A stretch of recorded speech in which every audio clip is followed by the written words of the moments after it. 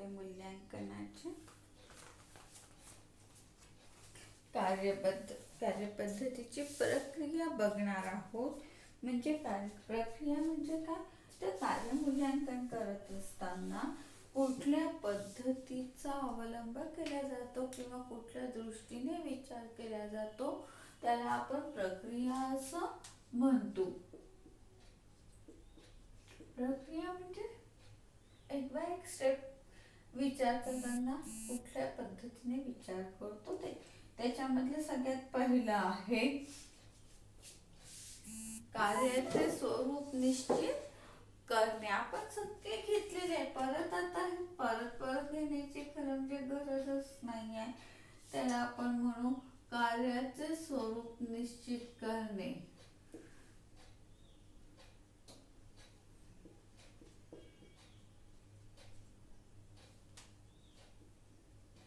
कार्यमूल्यांकन करत असताना कार्याचं स्वरूप सर्वप्रथम निश्चित करावं लागत असतं.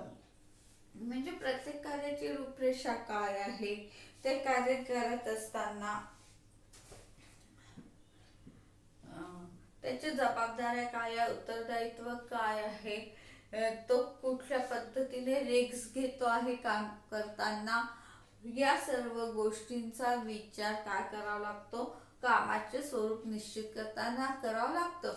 थोडक्यामध्ये कार्याचं स्वरूप निश्चित करणे म्हणजेच काय आहे, आपण कार्यविश्लेषण करणे. कार्यविश्लेषण आपण कालच घेतलेलं होतं. प्रत्येक याच्यात आपल्याला कार्यविश्लेषण येतच आहे की कार्यविश्लेषण करणं म्हणजेच कामाचं स्वरूप निश्चित करणं आहे की तो जी व्यक्ती काम करत आहे तिला कुठल्या जबाबदाऱ्या आहे, तिचे कर्तव्य काय आहे, ती कुठल्या पद्धतीने रिस्क घेऊन काम करणार आहे, या सर्व गोष्टींचा विचार कार्याचं स्वरूप निश्चित करताना केल्या जात असतं. त्यासोबत त्या व्यक्तीची योग्यता कोणती आहे, काम करत असताना कुठली योग्यता त्या व्यक्तीच्या अंगी असायला पाहिजे याचा देखील विचार कार्यविश्लेषणात किंवा कार्याचं स्वरूप निश्चित करताना केल्या जात असतं. नंबर दुसरा आहे कार्याची परस्परांशी तुलना करणे. तुलनात्मक विचार.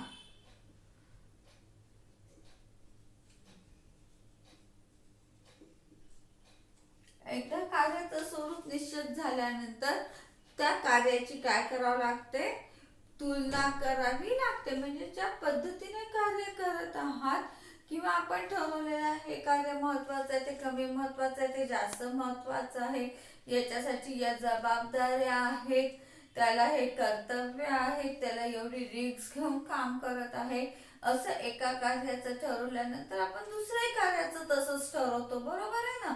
मग ज्या तुम्ही जवळचे दोन कार्य आहे हे जे तुम्ही निश्चित केलेलं आहे की या अ कार्याच्या जबाबदाऱ्या, ब कार्याच्या जबाबदाऱ्या, कर्तव्य, योग्यता या गोष्टींची काय केल्या जाते, परस्परांसोबत तुलना केली जात असते आणि तुलना करून त्यांचं काय केल्या जातं, तुलना केल्यामुळे कुठली बाब जास्त महत्वाची, कुठली बाब कमी महत्वाची हे निश्चित करता येईल. त्यांचं व्यवसायासाठी असलेलं महत्व निश्चित करता येते. त्याच्यासाठी तुम्हाला त्याचा तुलनात्मक विचार करता आला पाहिजे. हा तुलनात्मक विचार करणं म्हणजे दोन जवळच्या कार्यांशी परस्परांशी तुलना करून त्यांचं व्यवसायासाठी असलेलं महत्व निश्चित करणे होय. तिसरा आहे महत्वाचा क्रम निश्चित करणे. महत्वाचा क्रम निश्चित करणे आणि शेवटचा आहे मूल्य निर्धारण करणे.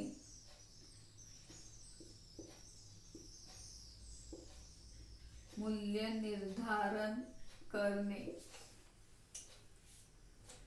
परस्परांशी आपण तुलनात्मक पद्धतीने विचार केल्यानंतर दोन कार्याची परस्परांशी तुम्ही ज्यावेळेस तुलना करता त्यावेळेस तुम्हाला त्याच्या कार्याचे महत्त्व निश्चित येत असतं की कुठलं कार्य व्यवसायासाठी जास्त महत्वाचं आहे, कुठलं कार्य कमी महत्वाचं आहे. याचा अर्थ एखादं कार्य कमी महत्वाचं असतं आणि एखादं कार्य जास्त महत्वाचं असतं असं नाही.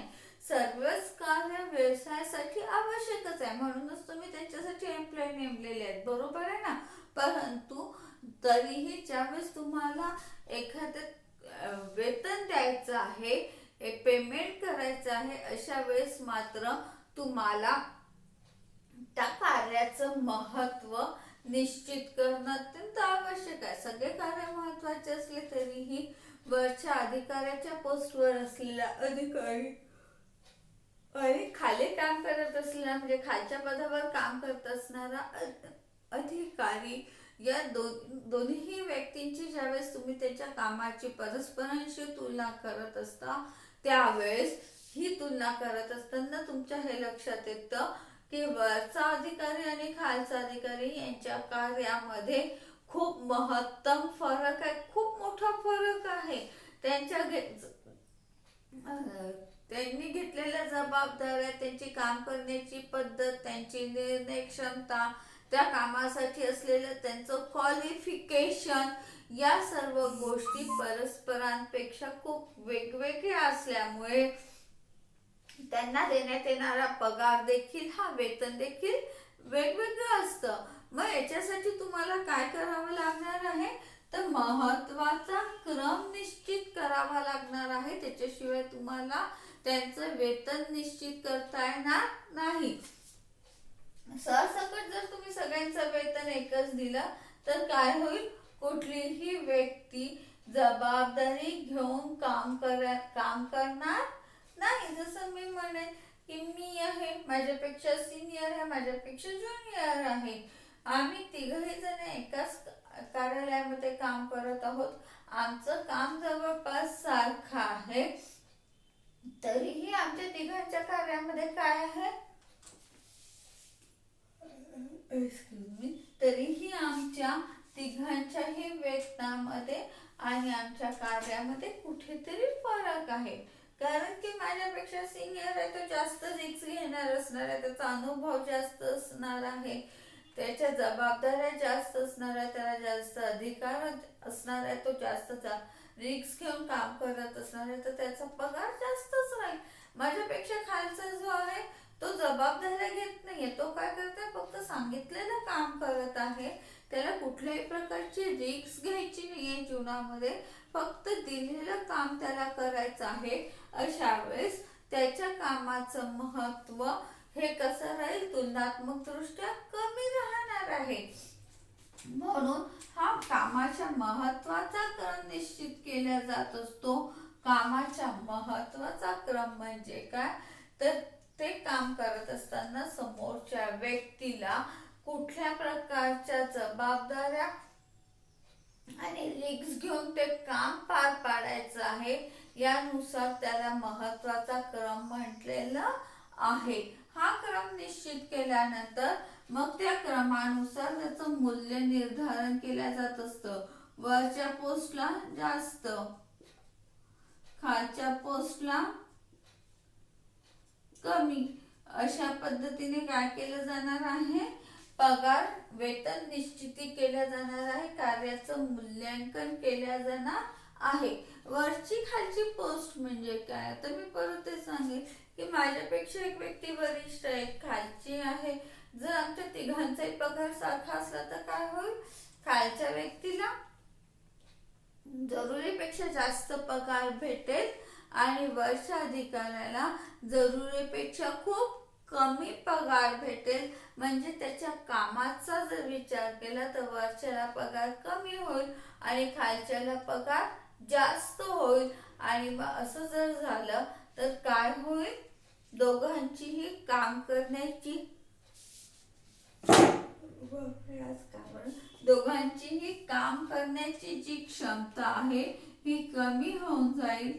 कारण की एकाला क्षमतेपेक्षा कमी पगार भेटत आहे आणि एखाद्याला क्षमतेपेक्षा जास्त पगार भेटत असेल तर दोघांचीही कार्यक्षमता कशी होणार आहे, कमी होणार आहे. त्यांची काम करण्याची प्रवृत्ती कमी होणार आहे. म्हणून कार्यमूल्यांकन करत असताना, मूल्य निर्धारण करत असताना अनेक गोष्टींचा विचार करून काय करावं लागतं, कार्याचं मूल्य निर्धारित करावं लागतं. त्यानंतर आपण बघूया कार्यमूल्यांकनाच्या पद्धती.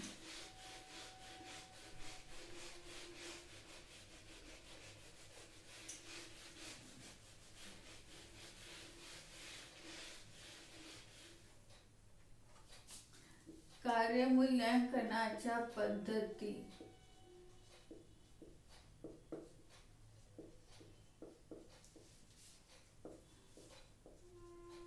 कार्यमूल्यांकनाच्या अनेक पद्धती अस्तित्वात आहे.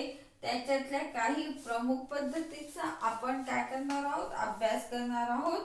त्याच्यामधली पहिली आहे श्रेणी पद्धती. श्रेणी विभाजन पद्धती.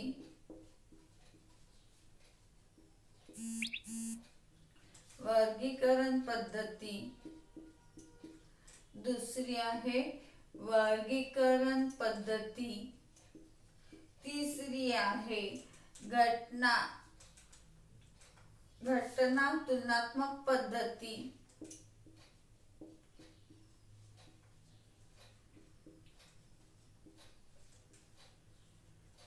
चौथी आहे आपली बिंदू मापन पद्धती.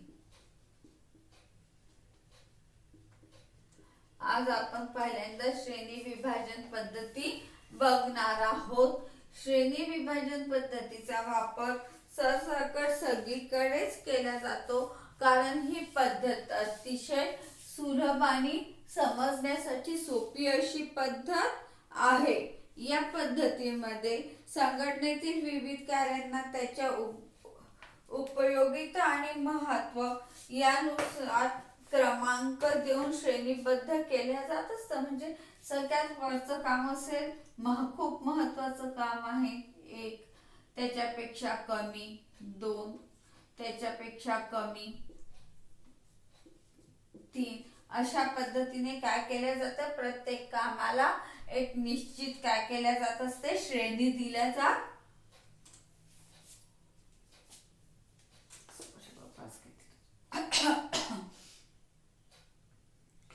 या आधारे त्याला कामाला काय केलं जातं, श्रेणीबद्ध केल्या जात असतं. हे श्रेणीचं काम निश्चित करत असताना कार्याचा परिणाम काय होणार आहे, समोरचे व्यक्ती जे कार्य करते त्याचा परिणाम काय आहे, काम करताना कुठल्या अडचणी येतात आहे, कुठल्या परिस्थितीत काम करायचं आहे, विशिष्ट कार्य करण्यासाठी लागणारं त्याचं ज्ञान किती आहे, त्याला किती नॉलेज आवश्यक आहे, त्याचा अनुभव आणि कौशल्य इत्यादी अनेक गोष्टींचा विचार श्रेणी विभाजन पद्धतीमध्ये केला जात असतो. श्रेणी विभाजन पद्धतीचा उपयोग करत असताना तज्ञाची मदत घेणं अत्यंत आवश्यक आहे. या पद्धतीचे आपण फायदे आणि गुण बघूया. कार्यमूल्यांकनाची ही पद्धत अतिशय सोपी आणि समजायला सहज शक्य अशी पद्धत आहे. लहान आणि छोट्याशा व्यवसायासाठी ही पद्धत एकदम सोयीस्कर आहे. तर फार गुंतागुंतीची अशी ही पद्धत नाही आहे. या पद्धतीनुसार मूल्यांकन करण्यासाठी खूप कमी वेळ लागतो. म्हणजे या पद्धतीचा विचार केल्यास अगदी वेळेची बचत देखील होत असते. आणि सगळ्यात महत्त्वाचं म्हणजे कार्यमूल्यांकनाच्या इतर पद्धतीच्या तुलनेत ही पद्धत कमी खर्चिक असल्यामुळे काय होतं, लहान आणि छोट्या व्यावसायिकांना ही पद्धत परवडणारी अशी आहे. हे झाले या पद्धतीचे फायदे. त्यानंतर या पद्धतीचे तोटे काय आहे, तोटे आपण बघूया. या पद्धतीचा वापर करताना कुठलेही वैज्ञानिक म्हणजे सायंटिफिकली विचार केला जात नाही. त्यामुळे या पद्धतीचा तोटा आहे की कुठलाही शास्त्रीय आधार नाहीये. ही पद्धत आपण कशी म्हणू, व्यक्तिनिष्ठ पद्धत आहे. व्यक्तीने ठरवल्यानुसार या पद्धतीचं स्वरूप निश्चित केल्या जात असतं. याला कुठलेही शास्त्रीय, आपण जसं म्हणतो एखाद्या गोष्टी तयार करण्यासाठी निश्चित नियम असतात, तसं श्रेणी विभाजनाच्या पद्धतीमध्ये कुठलेही शास्त्रीय आधार घेतला जात नाही. त्याचबरोबर एखादं कार्य श्रेष्ठ आहे किंवा कमी श्रेष्ठ आहे हे ठरवणं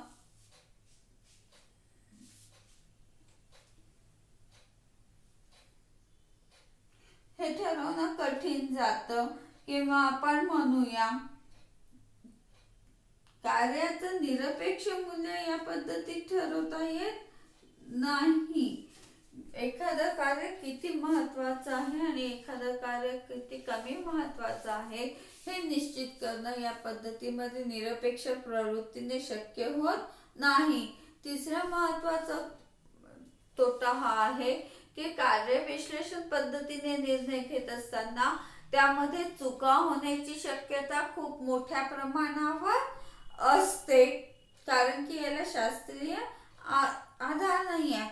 आणि सगळ्यात महत्वाचं म्हणजे मोठ्या व्यावसायिकांसाठी ही पद्धत उपयुक्त नाही आहे, कारण की उपक्रमामध्ये विविध प्रकारची अनेक कार्य असतात आणि एवढ्या सर्व कार्यांचं कार्य विश्लेषण करून महत्वाचा क्रम निश्चित करणे ही बाब मोठ्या उपक्रमासाठी अतिशय किचकट असते, कारण त्यामध्ये अनेक प्रकारच्या तांत्रिक आणि गुंतागुंती निर्माण होण्याची शक्यता असल्यामुळे ही पद्धत मोठ्या व्यावसायिकांसाठी उपयुक्त राहत नाही.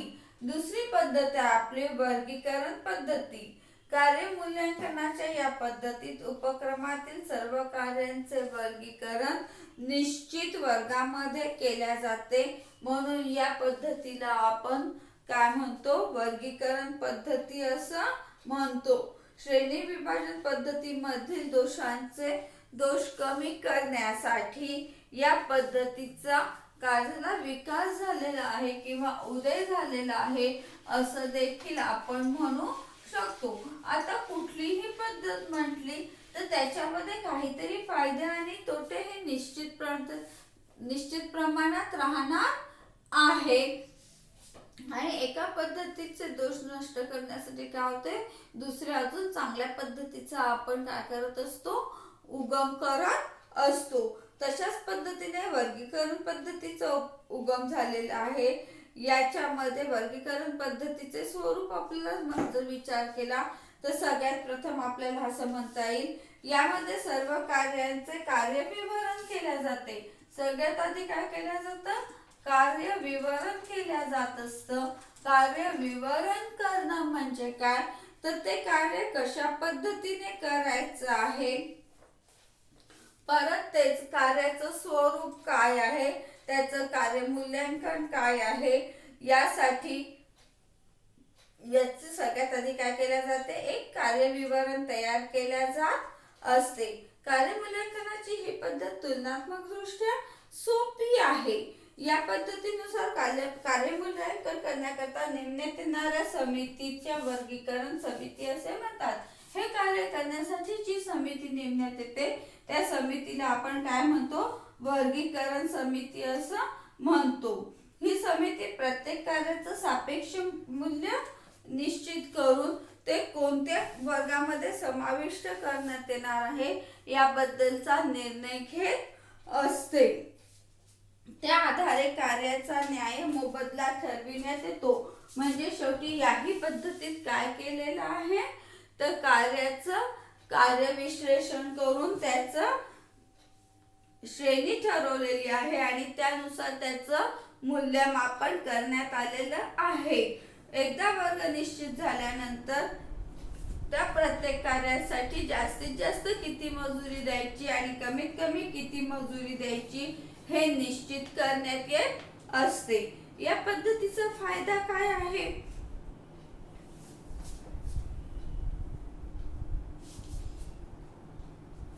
या पद्धतीमध्ये संघटनेमधील प्रत्येक कार्याचा विचार करण्यात येत असल्यामुळे आणि त्याचे वर्गीकरण करण्यात येत असल्यामुळे हे कार्य करत असताना कर्मचाऱ्यांना कुठल्या प्रकारच्या अडचणी येतात या अडचणींचा विचार करण्यात येतो. हा या पद्धतीचा प्रमुख फायदा आहे. दुसरा फायदा हा आहे की ही पद्धत अतिशय सोपी आहे. पहिला म्हणजे अडचणींचा विचार केला जातो. दुसरी म्हणजे ही पद्धत अतिशय समजण्यासाठी सुलभ अशी पद्धत आहे. समोरच्या कोणालाही या व्यक्तीची सहजतेने कल्पना येते किंवा आराखडा सहजतेने समजून येतो. हा या पद्धतीचा दुसरा फायदा आहे. आणि लहान व्यावसायिकांसाठी सुद्धा ही पद्धत कशी आहे? उपयुक्त अशी पद्धत आहे. या पद्धतीच्या दोषांचा जर आपण विचार केला तर या पद्धतीमध्ये कर्मचाऱ्यांच्या अडचणींचा मोठ्या प्रमाणावर विचार केला जातो. कर्मचाऱ्यांनाच महत्त्व दिले जात असल्यामुळे कार्यमूल्यांकनाच्या मूलभूत हेतूला धक्का बसतो.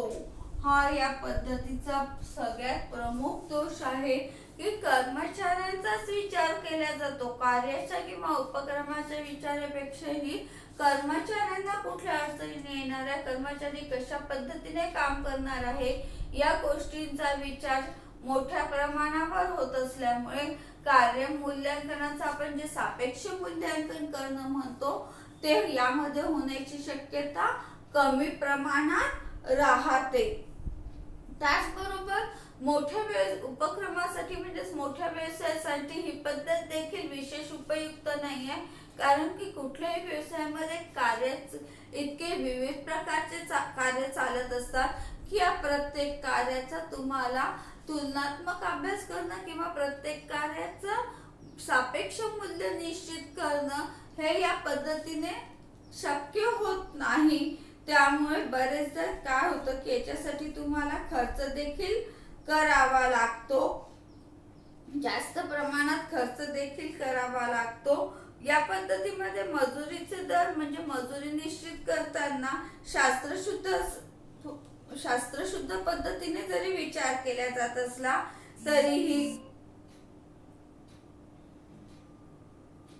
या पद्धतीच्या वापराचे चांगले परिणाम होतातच असं होत नाही असं लक्षात आलेलं आहे. तिसरी आपली पद्धत आहे घटक तुलना पद्धती. या पद्धतीमध्ये कार्याचं मूल्यांकन करत असताना काही विशिष्ट घटकांचा मुद्द्यांचा विचार करून तुलनात्मक पद्धतीने तुलना करण्यात येते आणि तुलनात्मक पद्धतीने विचार करण्यात येत असतो. या पद्धतीचा शोध सर युनिस बेग यांनी केल्यामुळे या पद्धतीला बेग योजना असे देखील म्हणतात. या पद्धतीतील कार्याचे विश्लेषण पुढील प्रमाणे करण्यात येते. नंबर 1 त्याच्यामधला शारीरिक आवश्यकता. विशिष्ट कार्य करत असताना कुठलेही काम करत असताना आपण बघू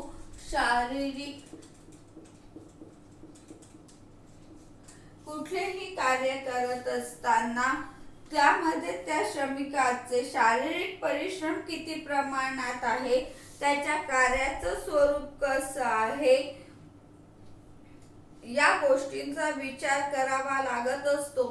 ते कार्य त्याला सतत करावं लागतं की अधूनमधून करावं लागतं, उभं राहून करावं लागतं की बसून करावं लागतं, त्याच्या शारीरिक हालचाली किती प्रमाणात होणार आहे अशा अनेक गोष्टींचा विचार यामध्ये केला जात असतो आणि त्यानुसार त्याचं परिश्रम निश्चित केल्या जात असतं, कारण की शारीरिक श्रम किती प्रमाणात होत आहे याचा विचार या पद्धतीमध्ये केला जात असतो. नंबर दुसरा आहे मानसिक अवस्था. याला आपण म्हणू शारीरिक अवस्था, तर दुसरा आहे आपला मानसिक अवस्था.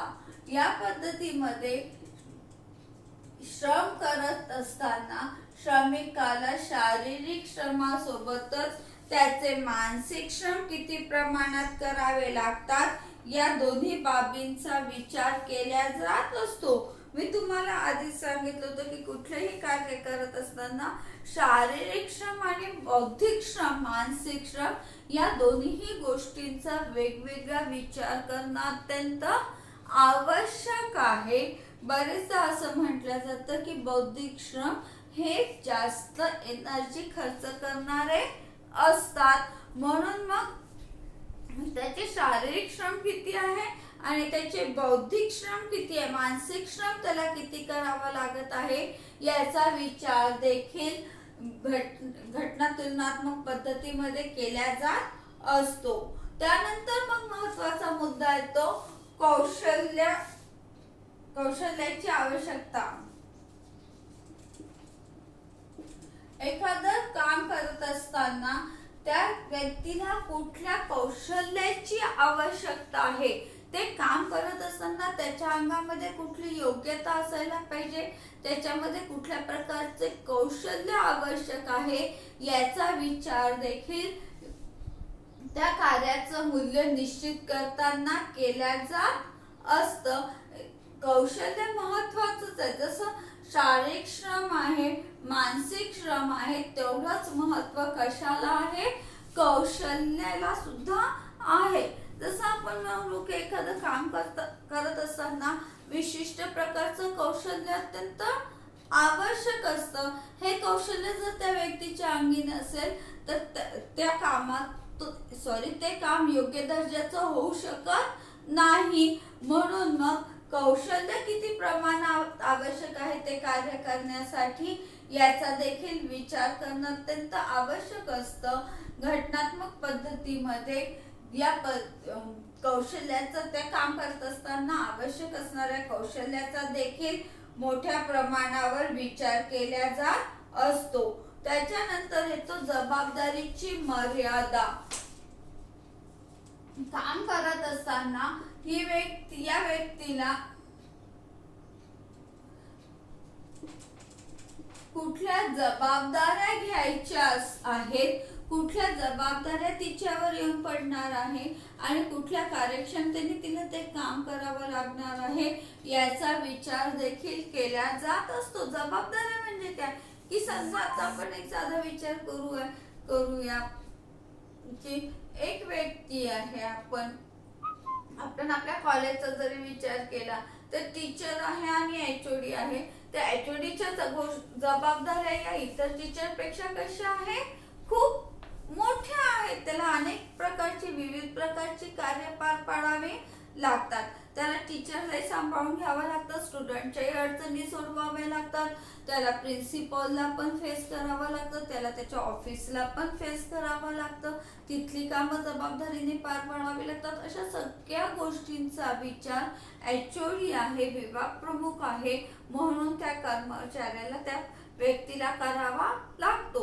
आता ती व्यक्ती विचार केला तर बाकीच्या 10 शिक्षकांसाठी सारखीच ती पण शिक्षकच आहे, परंतु तिला विशिष्ट पद दिल्याबरोबर तिच्या जबाबदाऱ्या, कर्तव्य या सगळ्या गोष्टींमध्ये काय झालेलं आहे, मोठ्या प्रमाणात बदल झालेला आहे.